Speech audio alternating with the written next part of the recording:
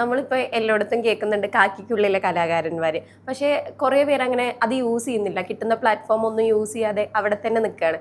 അപ്പോൾ ഇങ്ങനെ യൂസ് ചെയ്ത് ഫ്രണ്ടിലോട്ട് വന്നപ്പോൾ ഫ്രണ്ട്സിൻ്റെ ഒക്കെ സപ്പോർട്ടും കാര്യങ്ങളും എങ്ങനെയായിരുന്നു?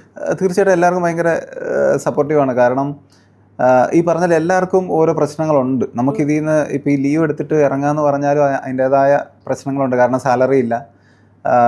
അപ്പോൾ അത്രയും നാളത്തെ പിന്നെ നമ്മുടെ ജോലി അവിടെ ഉണ്ട്. അതാണ് ഏറ്റവും വലിയ പോസിറ്റിവിറ്റി എന്ന് പറയുന്നത്. അപ്പോൾ അത് അങ്ങനെ എടുത്തിട്ട് ഇറങ്ങാമെന്ന് പറയുന്നത് ഏറ്റവും വലിയൊരു റിസ്ക് ആയിട്ടുള്ള ഒരു പരിപാടിയാണ്. അപ്പോൾ ഞാൻ ഇതിനെപ്പറ്റി സംസാരിച്ചപ്പോഴും പലരും ചോദിച്ചു. കാരണം നമുക്കും അറിയാം ഇത് സിനിമയാണ്, എത്താനായിട്ട് പാടാണ്. പക്ഷെ എന്നാലും നമ്മുടെ മനസ്സിലിങ്ങനെ ഇത് കിടക്കുമല്ലോ. അപ്പം നാളെ ഇനി അതൊരു ബുദ്ധിമുട്ടായിട്ട് ഉണ്ടാവരുത്. അപ്പോൾ അതുകൊണ്ട് അങ്ങ് ഇറങ്ങി നോക്കാം എന്ന് വിചാരിച്ചിട്ട് ഇറങ്ങിയതാണ്. അതെ. വീട്ടുകാരൊക്കെ എന്താ പറഞ്ഞത് ജോലി ബ്രേക്ക് എടുത്ത സമയത്ത്? അല്ല, വീട്ടിലെല്ലാവരും സപ്പോർട്ടാണ്.